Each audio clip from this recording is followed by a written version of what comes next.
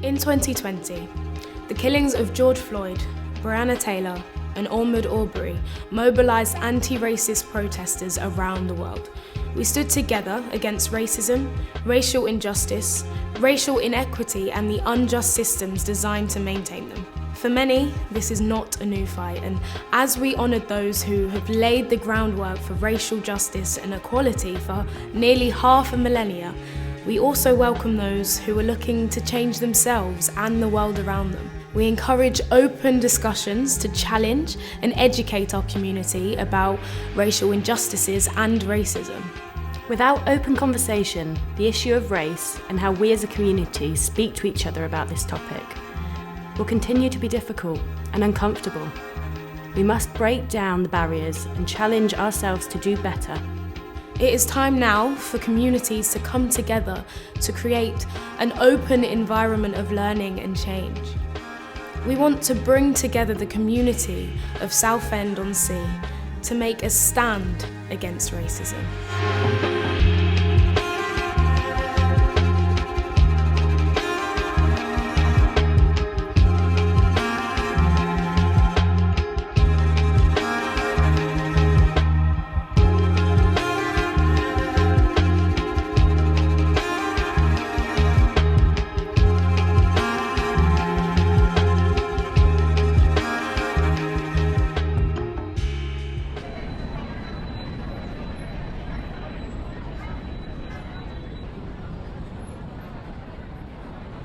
A lot of what I've seen in Southend in terms of racism is microaggressions, pulling kids away from you, getting stared at just walking past, or getting followed in the shop by security guards. Stuff, that sort of thing. I've been called the N-word a few times here, but a lot in London.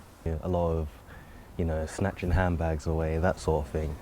If you even look at like the Southend community, for example, there are 52 councillors in our local council, and none of them are black. All of them are white. None of their ethnicities other than white are in our council, and that just kind of shows that representation here is not equal. For someone like me who's moved into the area, I think it's important because when you come here, there isn't a lot of black people on the street. You don't see a lot of diversity, and I came from London, so I was used to that. I work at Adventure Island, I work in the pub, and there isn't a lot of integration.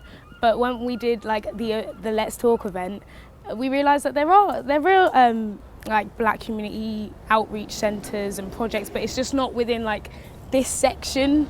I feel that 2020 was, with Black Lives Matter and, people coming together in Southend, I was really just overwhelmed by how, people seem to be willing to change. And it's a work in progress.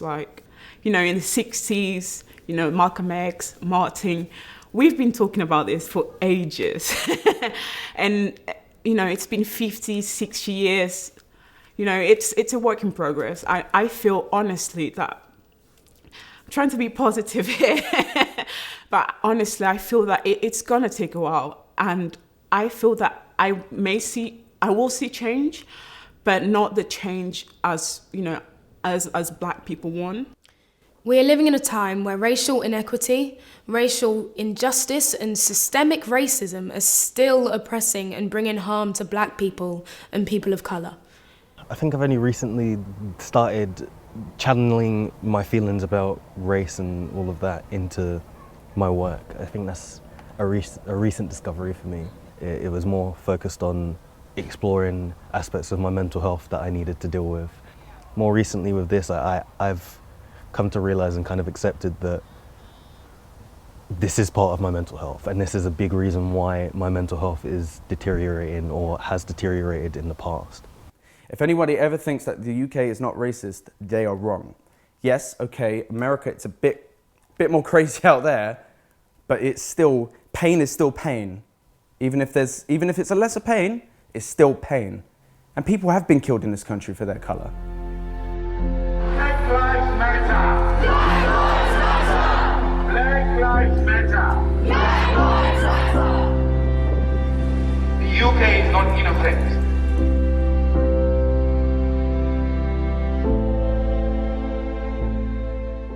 this is a UK issue. It was an issue for Sean Rigg, who died in police custody in Brixton. It was an issue for Joy Gardner.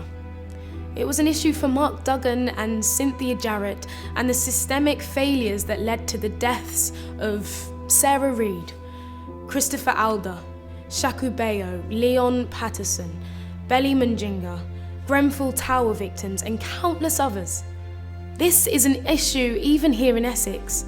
It was an issue for Dee Mundembe, a young black woman who in June 2020 was sent a racist letter threatening her life in Basildon, Essex. It is an issue for students in Essex, where in 2019, schools excluded pupils for racist bullying on more than 150 occasions last year alone. It was an issue for Alexandra Wilson of Basildon, the criminal and family lawyer who was continuously accosted and mistaken in court for a criminal defendant for simply being a black woman existing in a predominantly white space.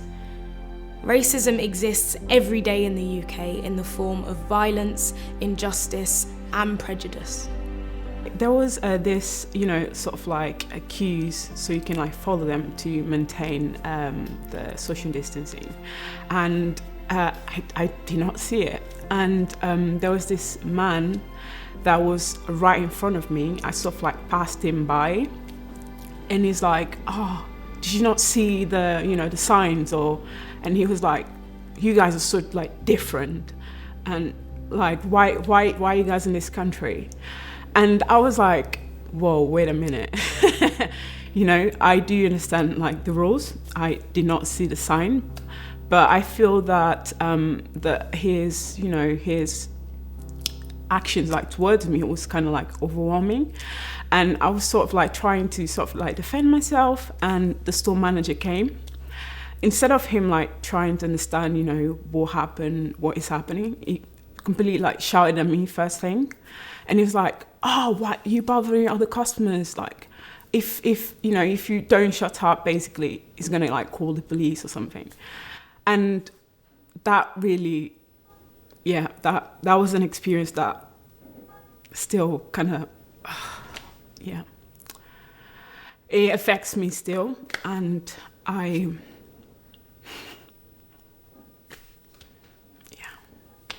When it comes to racism in a community that I have experienced, I personally think I fall into a strange category because my mum is white and my dad is half Caribbean, which leaves me kind of quarter Caribbean, I guess, or a third, something like that.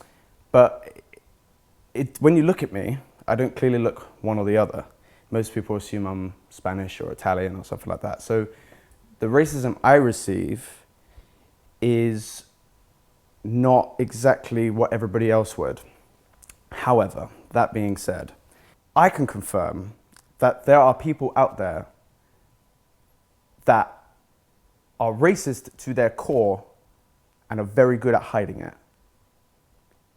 And that's what scares me.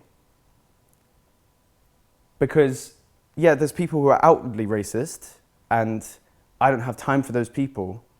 But I think it's worse when it's a hidden thing, because that's when the seeds grow into something disgusting. I think it's important to nip that in the bud and educate these people now. For me, moving here as a black woman, I didn't see a lot of black people around. And when I first moved, I was like, okay, so it might be racist, it might not. I did research because that's what you do when I go to somewhere else. I worked in a shop on the seafront. It was something that I'd done before, but I was just sort of helping the community and things.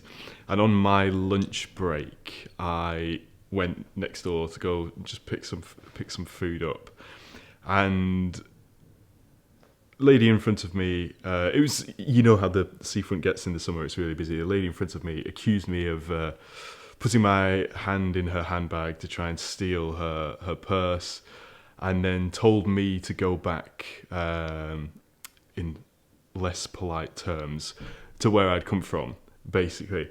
It made me question sort of the area a bit, why people are looking at certain ethnic groups in a particular way. But I think in terms of how it made me feel was, I think, upset. Not for myself, but for her more than anything. I couldn't be angry at her because I think that's the wrong approach, but at the same time I thought, you're not trying to keep your views and your mindset up with how the world is developing today.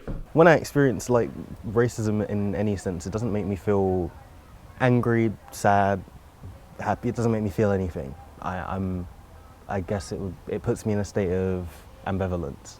Something that I'm used to is something that's happened to me my whole life, and it's been drilled into me that it's going to happen since I was a kid, and that I was going to be treated differently. You know, I know it's there, but it doesn't affect me anymore. It affects me when I'm on my own.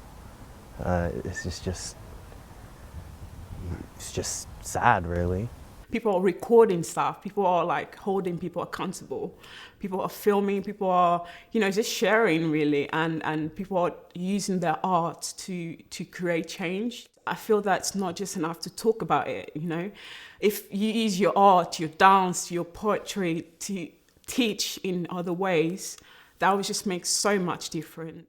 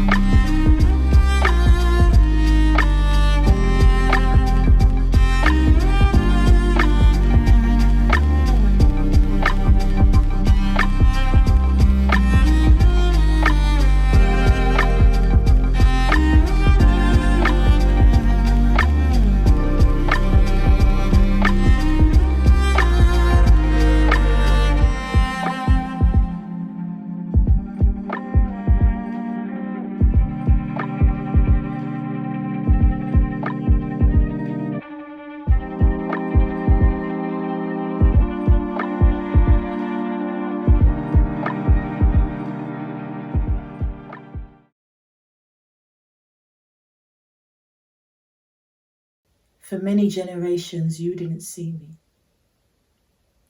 For many generations, you didn't hear me. It took seeing his neck suppressed by the knee for you to realize and hear that we cannot breathe. Day after day we cannot breathe, but this time you will not silence me, because with my black identity, with my DNA, I will stand up and I will have my say that Black Lives Matter from the US to the UK.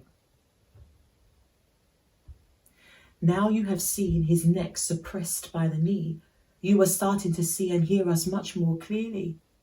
We have been living like this for a lifetime, but you are now aware because it is on your timeline. Let me remind you, we are not a trend. We want to live the dream Martin Luther King did intend. I stand here with the strength of my grandparents' parents. It is up to us now, the younger generation. I look around and see many faces that don't look like me, but yet we stand here together in solidarity. Let's take that in, because that's a beautiful thing to see. Now you have seen George Floyd's neck suppressed by the knee. You are starting to understand me. Let's bring down the system that is against me. For George Floyd, Ahmaud Arbery, for Sandra Bland, for every black person who has lived in fear of being attacked, living a life we fear. Our bodies cannot fight back, living a life waiting for the gun. We do this for Stephen Lawrence, for Mark Duggan. We will continue to say your names. Your life will not be in vain. Breonna Taylor, Eric Garner, Sean Rigg, Leon Briggs. There have been many more, some here even on UK soil. When hate uses his weight and knees for murder, we must raise our voices much, much louder. For every black man, every black woman, every black sister, every black brother, I am here to tell the world your black life does matter. One day I pray we shall really be free and say the words, I can finally breathe. Today's event is a visual for all the people who have passed, and to say we still remember and you're in our thoughts. And I think it's important to just keep doing things and show that people still care. We are still here, we are still fighting for you. And just because the world feels like it's gone back to normal, whatever that is, like this message won't go away. And I think that's important with all these events that we do.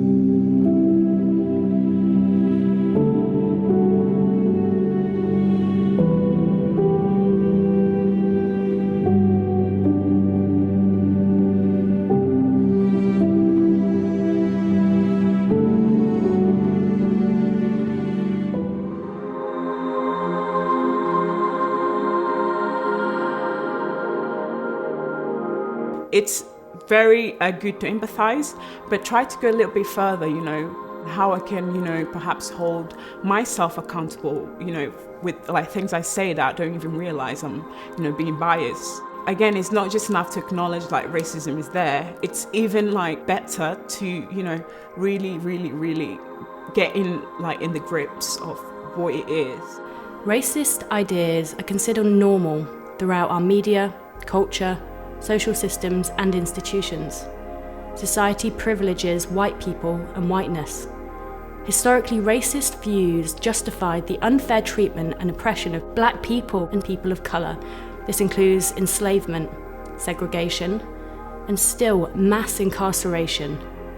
While individual choices are damaging, racist ideas in policy have a great impact on threatening the equality of our system. White communities are used to consciously and unconsciously maintaining racist policies.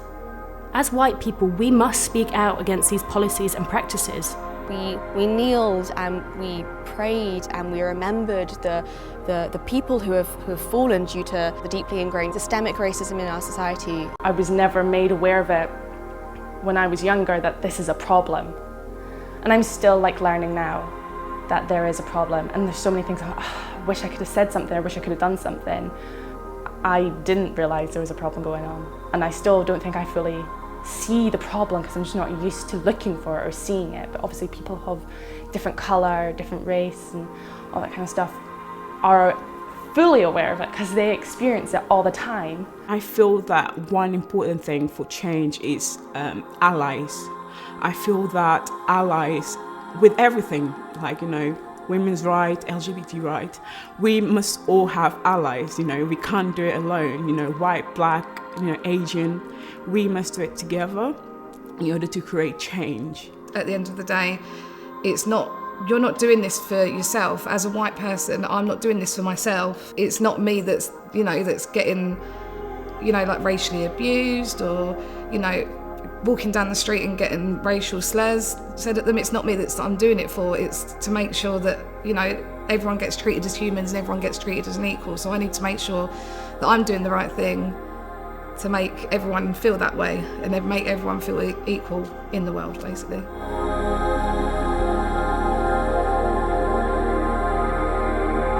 White silence about race allows racism and white supremacy to be maintained and normalised.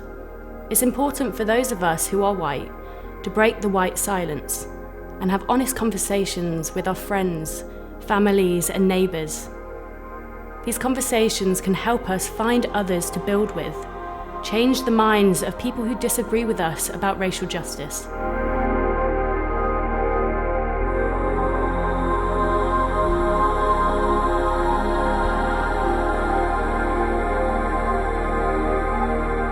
The fact that there's these black citizens out here getting killed, and do you know what really breaks my heart is when I hear a black person talking about when they get pulled over by a police officer and genuinely scared about whether or not they're going to survive this encounter.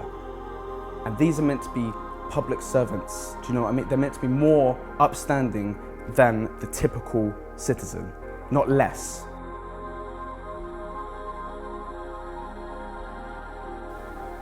They that have the power to hurt and will do none, that do not do the thing they most do show, who, moving others, are themselves as stone, unmoved. cold, and to temptations slow. They rightly do inherit heaven's graces, and husband nature's riches from expense. They are the lords and owners of their faces, others but stewards of their excellence. The summer's flower is to the summer sweet, though to itself it only live and die. But if that flower with base infection meet, the basest weed outbraves his dignity. For sweetest things turn sourest by their deeds. Lilies that fester smell far worse than weeds.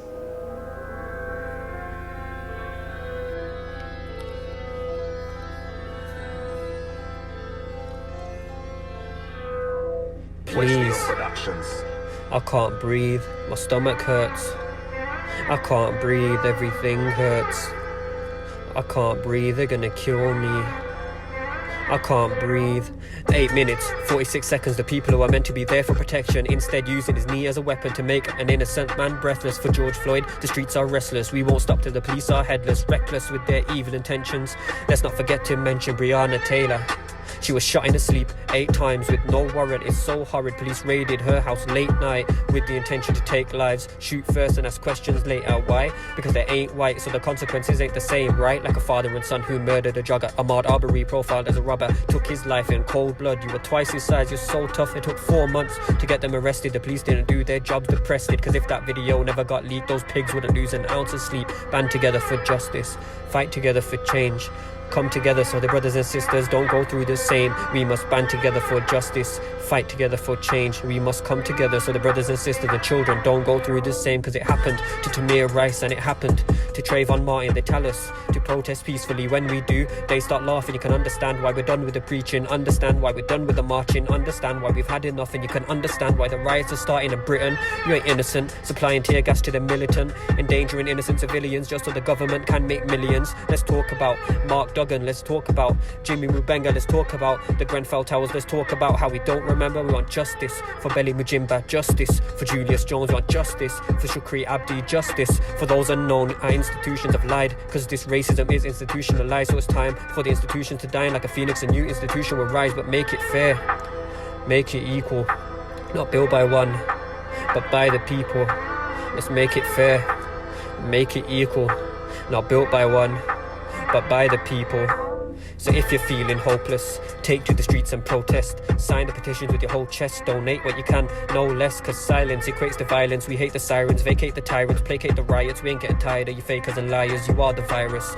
If you're feeling hopeless, take to the streets and protest. Sign the petitions with your whole chest. Donate what you can, no less. Cause silence equates to violence. We hate the sirens, vacate the tyrants, placate the riots. We ain't getting tired of you fakers and liars. You are the virus. It's not enough to just hashtag and change your profile pictures. Sign the petitions, donate to the pages, email your institutions, educate yourselves. All lives won't matter until Black Lives Matter. Make change. What do we need to change?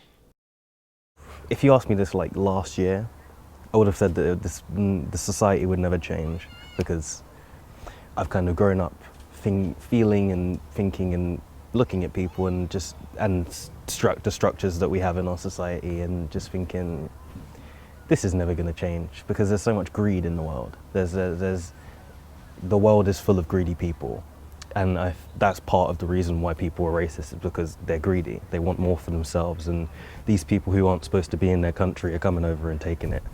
But that's not really how it works. But this, like, since the movement, and well, the movement's been going on for years, but since the movement, it seems to have picked up some more pace for some reason. I've changed my mind, and I think that change can actually happen, which is a first for me. What our society needs right now is a little bit more understanding for each other's situation, because we all have our own struggles, especially now coming out of this situation and maybe struggling for money or struggling to get back to work. It's having an understanding and a bit of compassion that the communities that need the most help right now and have struggled the most throughout history are still dealing with that, and taking some time and some patience to really step back and to listen to someone else's story, someone who's different to you, and listen to it with compassion. It would be nice, I think, if you could just go, this is the problem, it needs sorting now. But I think you have to be aware of the steps that it takes. The civil rights movement in America with Martin Luther King, it was almost 100 years after the slavery was abolished. There still hadn't been sort of like a change in people's racial views. So I think you've got to look at the long-term thing and go, at the moment, you need to accept that there is a problem, but you need to do it in steps that will allow, I think, everyone in the community to kind of change their mindset.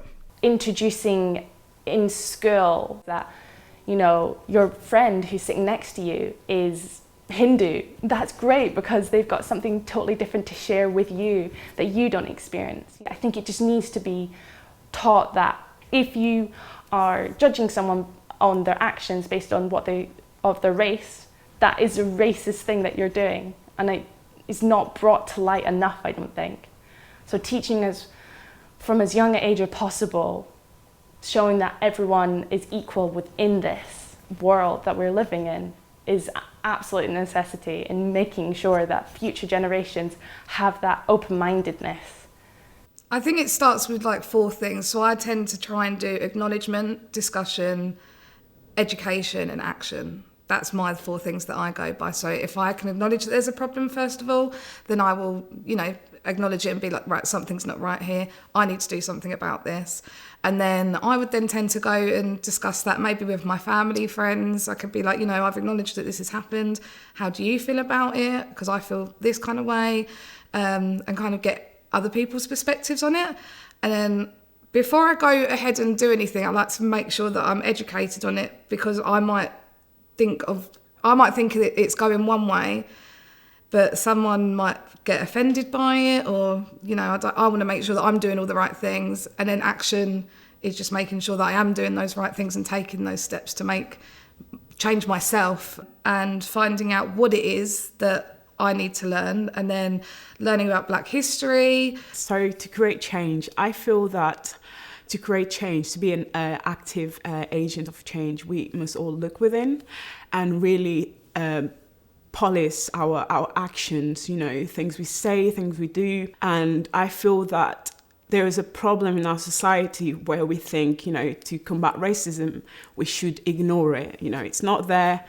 What is this people like talking about, And I think, nowadays, with what's happening now in the world with, Black Lives Matter, I feel that people should listen and really polish ourselves again, talk with our family and friends and really educate ourselves, because there is this term about, being anti-racist. It's not enough saying, okay, I'm not racist, and this comment, I have a Black friend, or, that sort of like denies, that the problem is there. So again, it's necessary to educate ourselves, talk with friends, family, really educate them, like really trying to understand, why are people protesting? Why are people in the streets? Why this is happening? How can we create change and take steps towards anti-racism? Speak up against racism. Sign petitions for change and reform. Educate yourself and others. Donate to anti-racist organisations. Write to government and representatives. Campaign anti-racist ideas and policies. Support and uplift Black people, Black communities. Confront the racist ideas that you and others still hold. Black Lives Matter. To all my beautiful people that are hurting, I feel you. I feel you through me, I feel me through you. You need to. Speak. Let it all out, but only when you want to. You will not Google for anyone. As a matter of fact, you, like me, probably have a lot to learn. We weren't taught this at school. It was passed down to us, or we search for it, so search for it. All lives matter, yes. But right now we're focusing on Black lives. Don't worry, we will come back for you all. Equality is all we're asking for, so if we don't start now, we fall. I wanted to make this short. Correction. I'm going to make this short. You probably know all the things I'm going to say, like most feds don't touch my hair, and you either stand with us or turn your back on us. But if you do turn, that is a big mistake, because this is an opportunity to speak the out and make a change. You say you want to help. Here is your chance. Take it.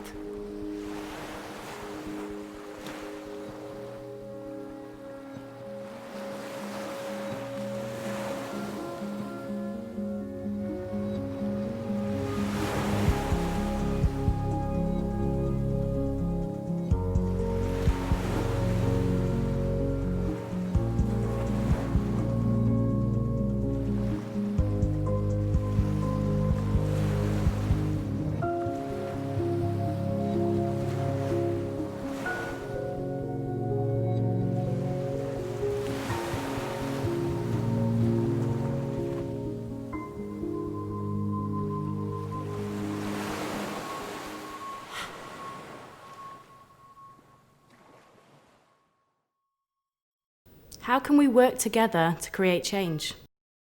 All of this needs to be tackled at an educational level early on, but being aware of the educational resistances that are going to come with that. I think if you start to say to people, look, you need to look at everybody in the same way, and you can't start judging people on their appearance or their ethnic background.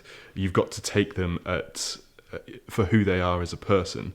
If you start just saying that, I think there's going to be a lot of people who have lived their lives a certain way for so long will go, this is an attack on me.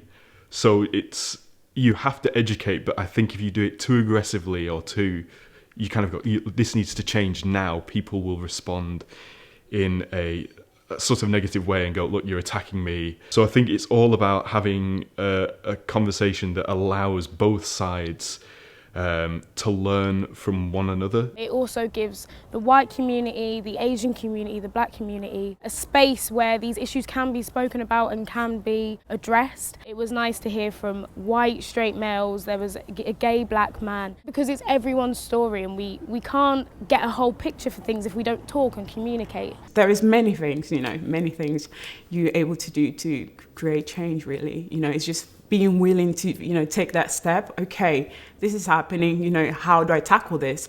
And what many people do is sort of like, come to the black person and say, what do I need to do to, create that change? I feel that that's okay until one point. I feel that, each one of us have to take that responsibility. Okay, I need to perhaps, go forward and educate myself, not just like, oh, please tell me, what can I do for you? It's actually tiring, if you get what I mean. It's like mentally exhausting. And I feel that we can do it. It's just like having that willingness to, say, okay, this is happening, how can I tackle this? Really research it, ourselves and do what you can. There is so many people there willing to share, to do things, like to put like in practice what hopefully they, been seeing. Need to make sure that I'm forward thinking before I'm just going to go ahead and go, right, this is what I'm going to do, because that might not always be the right thing. Maybe like 10, 15 years ago, I may have said that, and it took someone to educate me to say that's not what you say. So it's to educate yourself first before you're just going to go ahead and go, I'm going to go and do this. Like in a school bus, like when you're in a school bus and you're driving past and you see another school bus, automatically you don't like them kids, purely because they're from another school. It's the same thing. But I guarantee if those two schools had a big day together where they all came together and spoke, they would get on easily, without fail. I think the most important thing we can do as a community is to talk to each other and try to change the way we talk about race as a community. Like, if we don't start from these grounds, then we can't make progress. The only way change can happen is through the altering of the education system, for sure, but not necessarily learning more about black people, that's definitely something that needs to happen. But through actually just nurturing people's creativity and imagination, because when people imagine and when their imagination gets nurtured and they're allowed to be creative and they're allowed to express themselves and they're allowed to question what someone says or does or the way that they move or whatever, you actually develop a little bit more empathy, I've found. I think nurturing creativity in any way, shape or form is the way forward, because obviously the way that the education system is set up now, it ain't working, you know? It's just not working. And the only way for it to work is for it to change.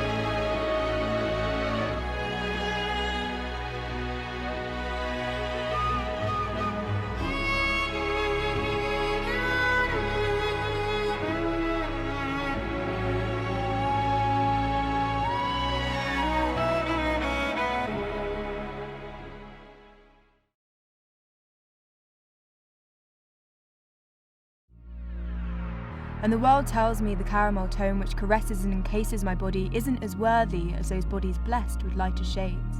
The world hasn't always been kind to me, and I carry guilt on my shoulders as I feel the privilege my parents struggle to give me shaking in my throat, affecting my lungs. I question, am I subconsciously inflated by the privilege of being born with a lighter pigmentation? Deflated that colorism means my brothers and sisters of darker shades are not seen for all they're beautiful.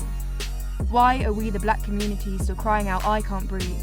We've been gasping for over 400 years, and I'll say it with my chest. We deserve more than just to breathe freely, for that is a basic human right. We deserve equity, equality. This is not what life is supposed to be, and I choke from all the experiences us and our families, our ancestors have faced before and now.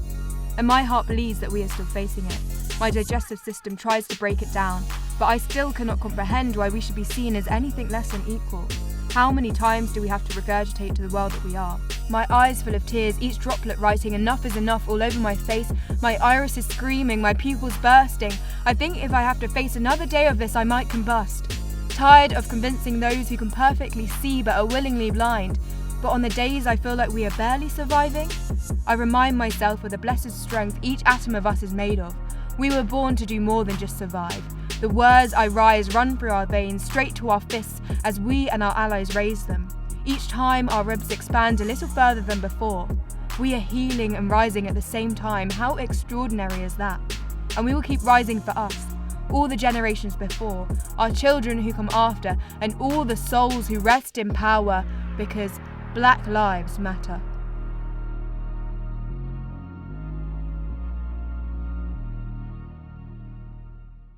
As Afua Hirsch stated in her book, British, Britain has no white history.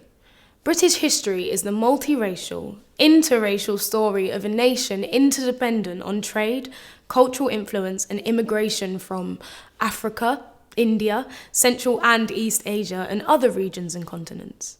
Britain's illustrious black ancestors date back as early as the 4th century AD.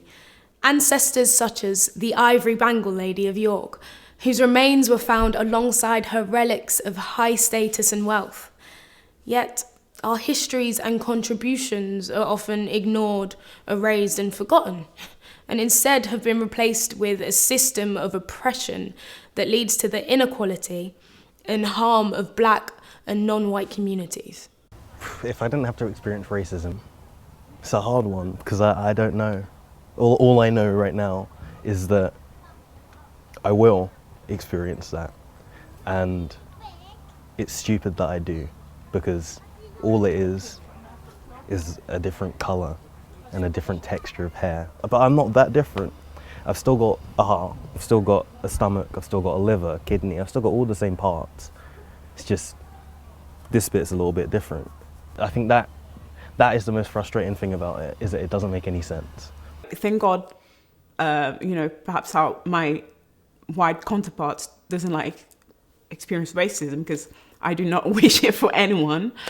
But I feel that everyone has, the ability to empathize, and really, okay, let me just reflect, how it would be to go through this, And if people are so, you see in the news, people are crying, people are desperate, then there is something there. If you're human, I think you can empathize with it, in some sort of level. Yes, all lives matter. We know all lives matter, but right now, they're not treated as they all matter because we're in a society that is built on institutionalized racism.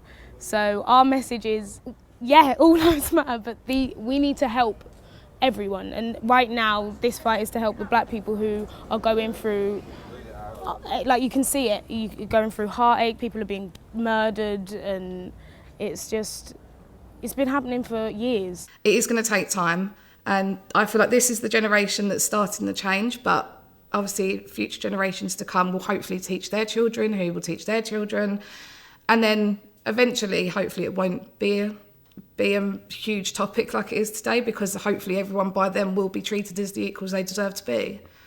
People come in different shapes and sizes, and I really think that until we can all equally see each other as human, then no one's going to be equal. Perhaps my grandchildren can see what, Martin Luther King envisioned. There are things that collectively we need to be working towards.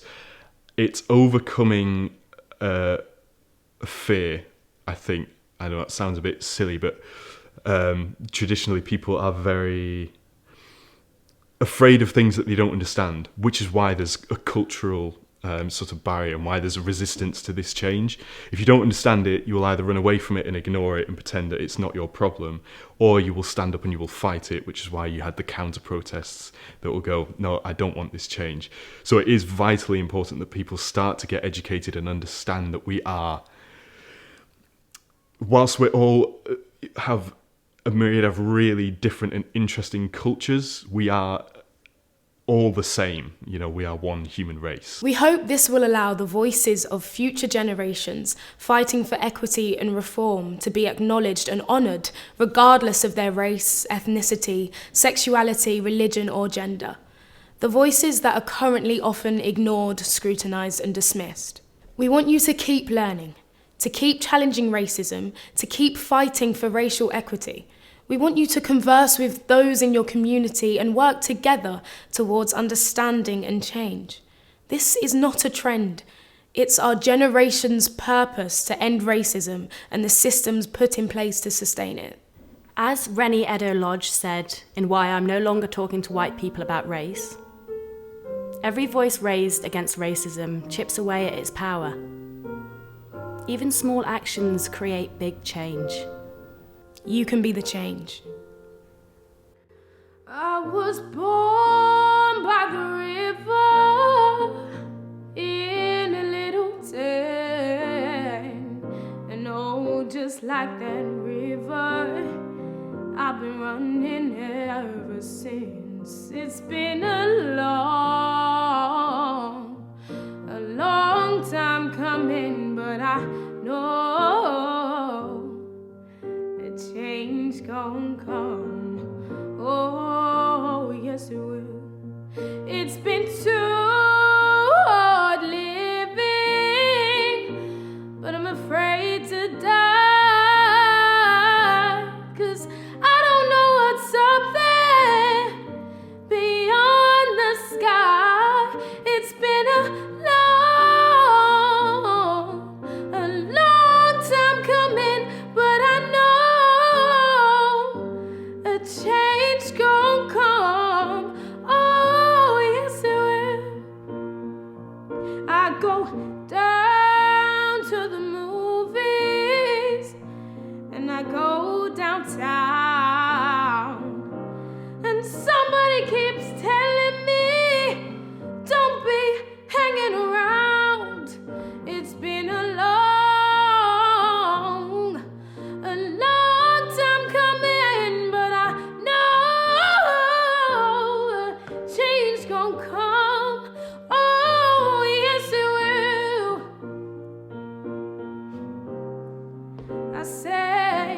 I said to my brother, I said, brother, help me please. But he winds up